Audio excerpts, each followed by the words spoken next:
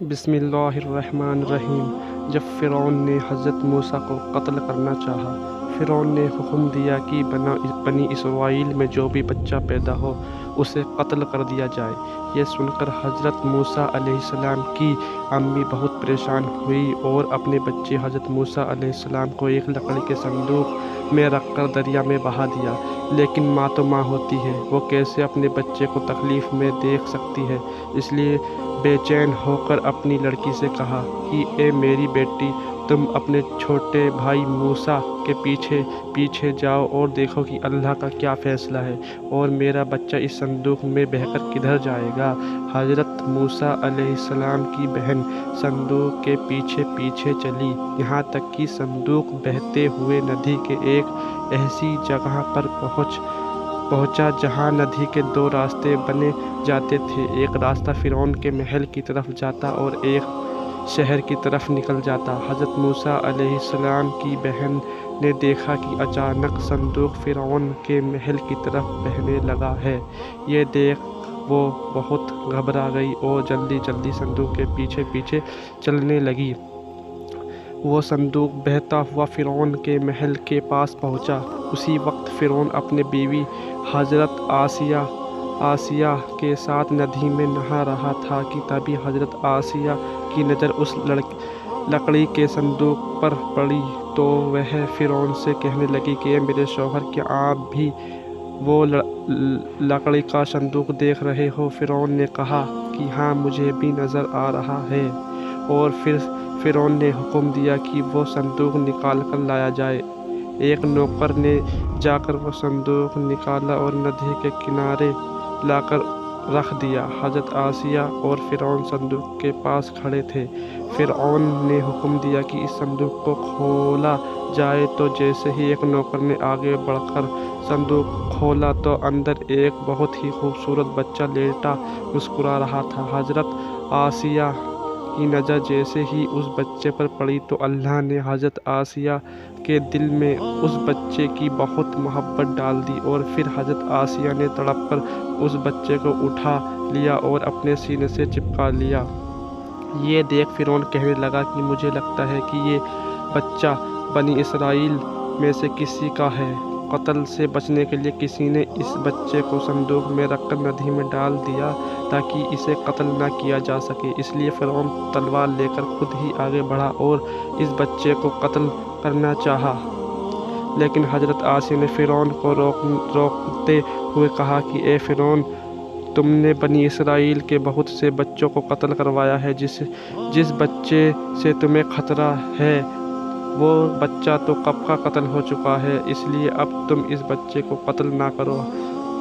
حضرت آسیہ نے کہا کہ اے فرعون، تم دیکھو تو صحیح یہ بچہ کتنا خوبصورت ہے، یہ میری اور تمہاری آنکھوں کی ٹھنڈک بنے گا۔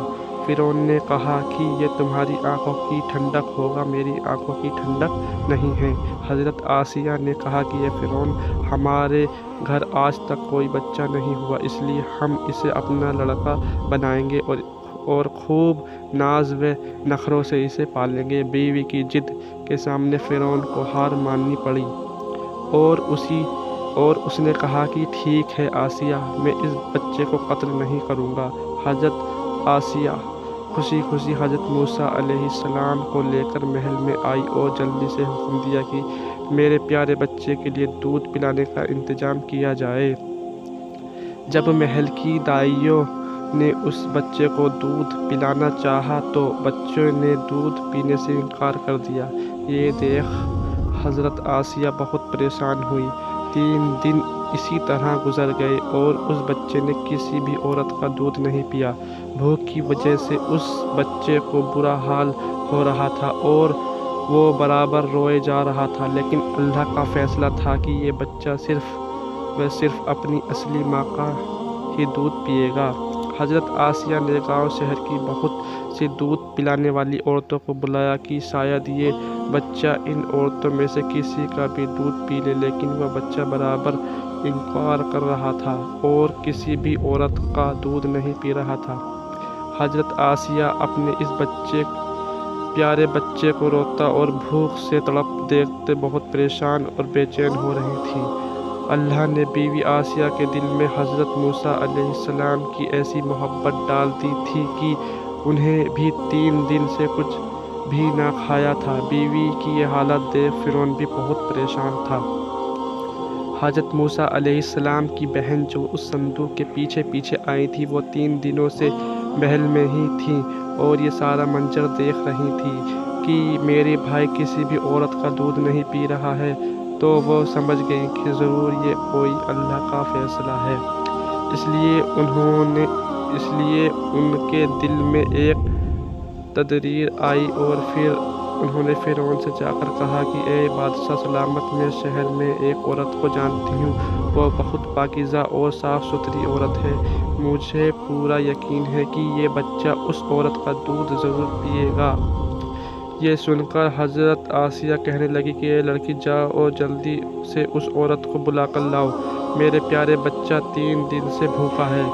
جو عورت بھی میرے پیارے بچے کو دودھ پلائے گی میں اسے ڈھیر سارا انعام دوں گی۔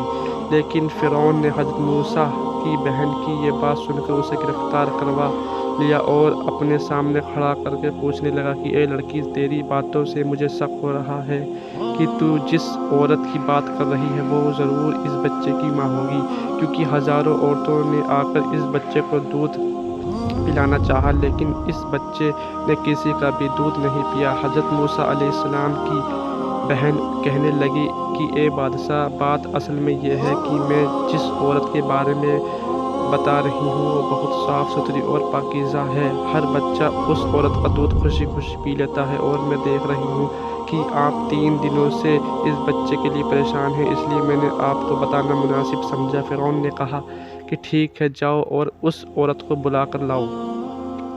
دوستو، اللہ کی قدرت کا کرشمہ دیکھو کہ جس وقت حضرت موسیٰ علیہ السلام کی امی اپنے بچے کو دریا میں ڈال رہی تھی تو اللہ نے کہا تھا کہ تم پریشان نہ ہونا، میں اس بچے کو تمہارے پاس واپس کروں گا، یہ وعدہ ہے۔ اور پھر اللہ نے اپنا وعدہ سچ کر دیا۔ اللہ نے حضرت موسیٰ علیہ السلام کو شہر کی کسی بھی عورت کا دودھ نہ پینے دیا۔ آخر حضرت موسیٰ علیہ السلام کی بہن گھر پہنچی تو ماں نے لڑکی کو جیسے ہی دیکھا تو جلدی سے پوچھنے لگی کہ اے میری پیاری بچی، جلدی بتاؤ کہ میرا بچہ کس حالات میں ہے۔ وہ صندوق نہیں ڈوبا تو نہیں تھا؟ میرا بچے کے ساتھ آگے کیا بنا؟ حضرت موسیٰ علیہ السلام کی بہن روتے ہوئے کہا کہ اماں جان، اللہ نے آپ کا وعدہ سچ کر دیا۔ میرا چھوٹا بھائی اس وقت فرعون کے محل میں ہے اور فرعون کی بیوی آسیہ نے اسے اپنا لڑکا بنا لیا ہے اور اب وہ محلوں میں راج کرے گا۔ لیکن امی جان، ایک بہت بڑی مشکل آج پہنچی ہے کہ میرا بھائی محل میں شہر کی کسی بھی عورت کا دودھ نہیں پی رہا ہے۔ مجھے لگتا ہے کہ اللہ کا فیصلہ ہے کہ میرا بھائی صرف اپنی ماں کا ہی دودھ پیے گا۔ یہ سن کر حضرت موسیٰ علیہ السلام کی امی کی آنکھوں میں آنسو آ گئے اور وہ سمجھ گئی کہ ضرور میرے اللہ کی مدد آ پہنچی ہے۔ پھر حضرت موسیٰ علیہ السلام کی امی اپنی لڑکی کے ساتھ فرعون کے محل کی طرف چلی۔ جب وہ محل میں پہنچی تو فرعون کا دربار لگا ہوا تھا اور فرعون پہلے سے طاقت میں بیٹھا تھا کہ اگر ذرا بھی شک ہوگا یہ بچہ اس عورت کا لڑکا ہے تو میں بچے کے ساتھ اس کی ماں کو بھی قتل کروا دوں گا۔ اور قریب تھا کہ حضرت موسیٰ علیہ السلام کی امی اپنے بچے کو دیکھ کر ہوش کھو بیٹھتی اور لوگوں کے سامنے ظاہر ہو جاتا کہ یہ حقیقت میں یہ بچہ اسی عورت کا لڑکا ہے۔ لیکن اسی وقت اللہ کی طاقت کا ایسا کرشمہ ہوا کہ اللہ نے حضرت موسیٰ علیہ السلام کی امی کا دل اتنا مضبوط بنا دیا کہ وہ اپنے بچے کو ایک اجنبی کی نظروں سے دیکھ رہی تھی اور کسی کے سامنے یہ بات ظاہر نہ ہونے پائی کہ بچہ اسی عورت کا لڑکا ہے۔ محل میں پہنچتے ہی حضرت آسیہ نے موسیٰ علیہ السلام کی امی اپنے پاس بلایا اور بچے کو دیتے ہوئے کہا کہ دیکھو، یہ میرا پیارا بچہ 3 دن سے کچھ بھی نہیں کھا پی رہا ہے۔ میں نے تمہارے بارے میں سنا ہے کہ شہر کا ہر بچہ تمہارا دودھ خوشی سے پی لیتا ہے، اس لیے میں نے تمہیں بلایا ہے۔ عورت، اگر حقیقت میں تم میرے بچے کو دودھ پلا دیتی ہو تو میں تمہیں ڈھیر سارا انعام دوں گی۔ فرعون اپنی کرسی پر بیٹھا بہت غور سے یہ منظر دیکھ رہا تھا کہ برابر طاقت میں تھا کہ کوئی سراغ مل جائے کہ یہ بچہ اسی عورت کا لڑکا ہے، لیکن اللہ نے حضرت موسیٰ علیہ السلام کی امی کا دل سنبھال رکھا تھا، اور وہ لوگوں کے سامنے ایسا ظاہر کر رہی تھی جیسے یہ بچہ ان کا کچھ بھی نہیں لگتا۔ پھر حضرت موسیٰ علیہ السلام کی امی جیسے ہی بچے کو گود لے کر دودھ پلانے کے لیے اپنے سینے کے پاس لائیں تو وہ 3 دنوں کا بھوکا بچہ اپنی ماں سے چپٹ گیا اور جلدی جلدی دودھ پینے لگا۔ یہ دیکھ محل میں کھڑے سارے لوگ بہت حیران ہوئے اور فرعون کو بھی شک ہونے لگا، لیکن حضرت موسیٰ علیہ السلام کی امی نے جب بچے کو دودھ پلا دیا تو جانے کے لیے اٹھ کھڑی ہوئی۔ حضرت آسیہ نے کہا کہ یہ پاکیزہ عورت، میں چاہتی ہوں کہ تم میرے محل میں ہی رہا کرو اور ضرورت پڑنے پر میرے بچے کو دودھ پلا دیا کرو، تمہارے لیے محل میں ہر طرح کی سہولیت کا انتظام کیا جائے گا۔ لیکن حضرت موسیٰ علیہ السلام کی امی نے کہا کہ نہیں، میں محل میں نہیں رہ سکتی کیونکہ میرا ایک بچہ ہے، میں اسی بچے کو دودھ پلاتی ہوں، اس لیے آپ مجھے معاف کریں۔